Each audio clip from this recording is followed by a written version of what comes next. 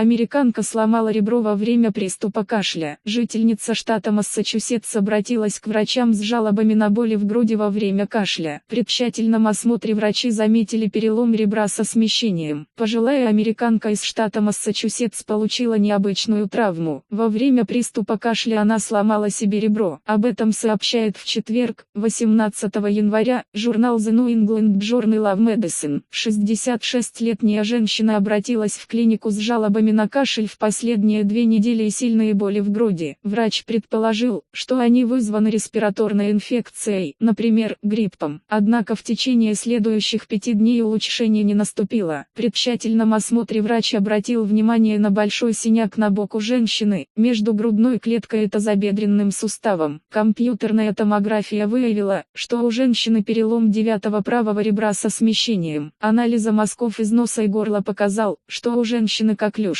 Напомним, британец порвал себе горло, пытаясь не чихнуть. По материалам сайта Newsgro.com.